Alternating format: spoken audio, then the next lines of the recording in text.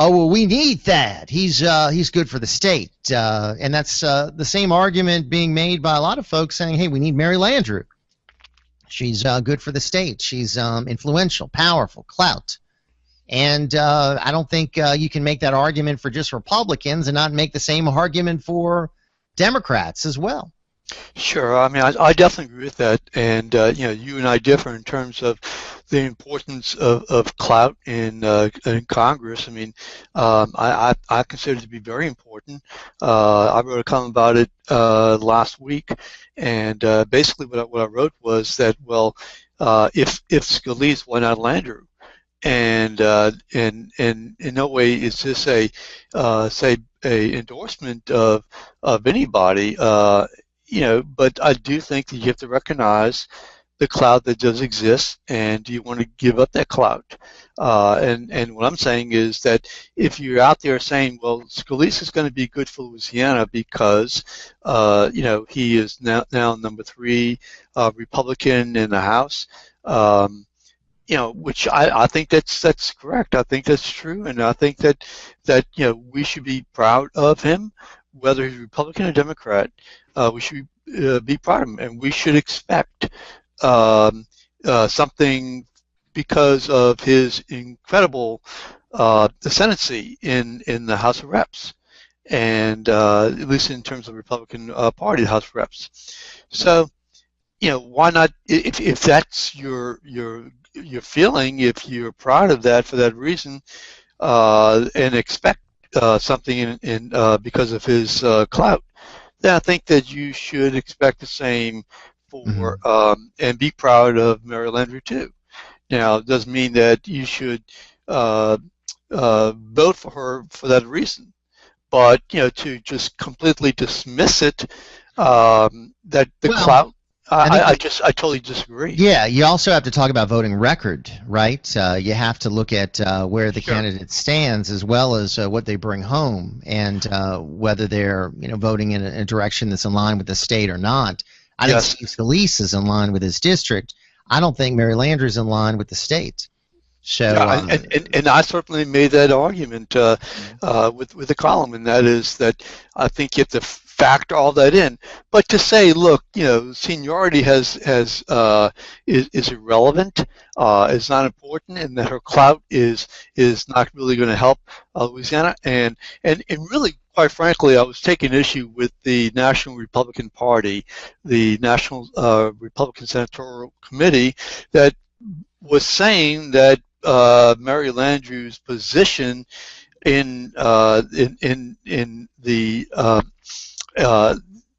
committee chairwoman of the Energy Committee, Energy and Natural Resources, was actually hurtful to Louisiana.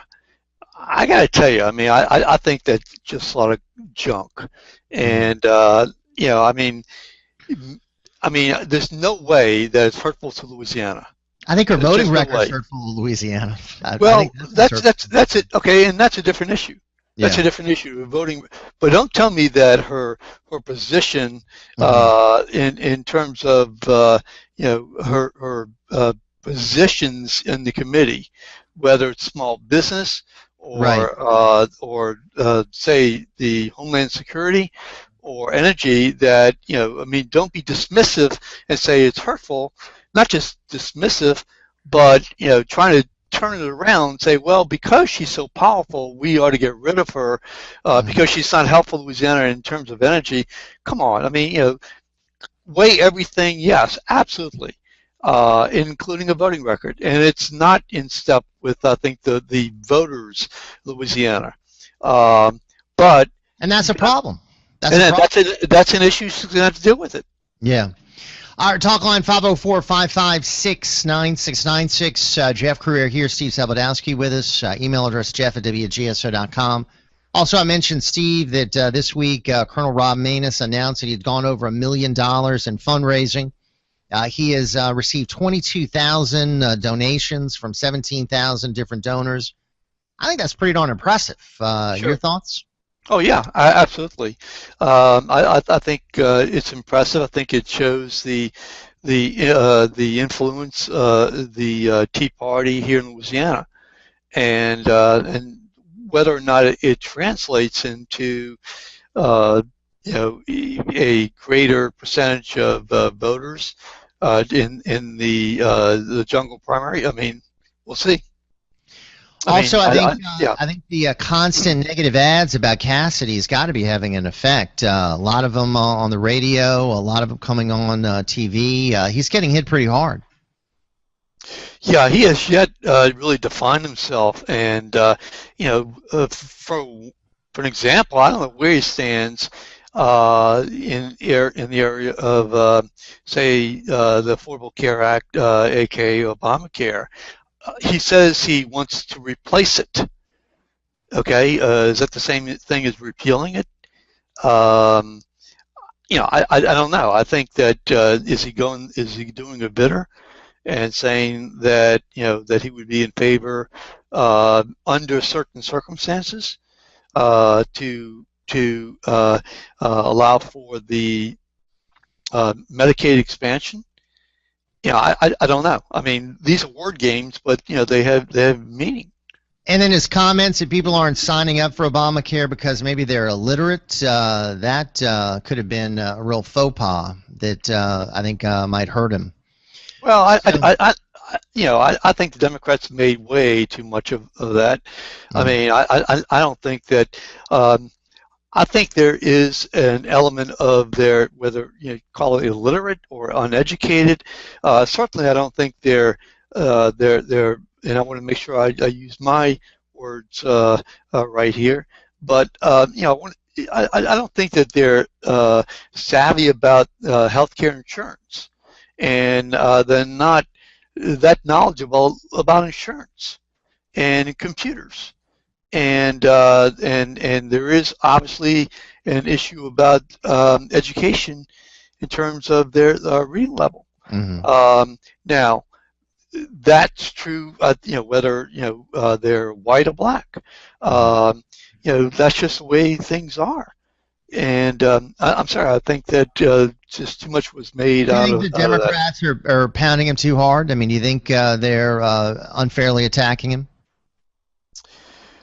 No, not any more than say Landrieu's being unfairly attacked. No, I don't think they're unfairly attacking him. On that issue, I haven't heard them have they made anything about that in terms actually, of it's conservatives that are I think attacking him on his comments about what they're calling Cassidy care, which is sort of his version, right. I guess, of Obamacare. I guess you had Romney care, now you've got Cassidy care. So. And you also had general care.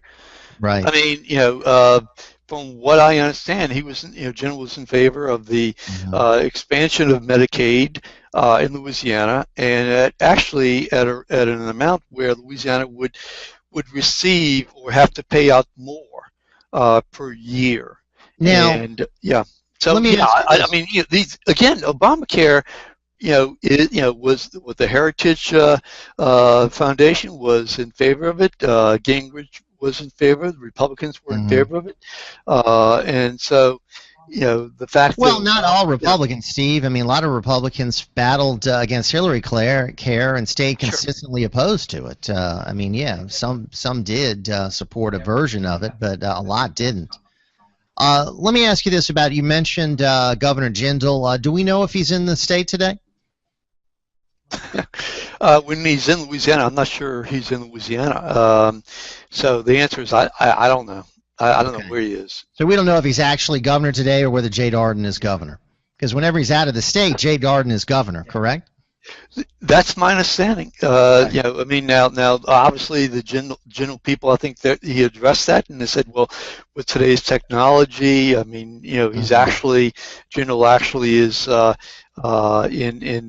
he's still the governor, and I recall reading something that Jim Brown had written once, and that is in terms of having to actually sign legislation, the person has got to be in Louisiana. The governor has got to be in Louisiana. Whether or not any of that change, if there's legislation to the, because of new technology, etc., I don't know. But it doesn't surprise me if he's elsewhere. especially now that the session, for all intents and purpose, is over. Right.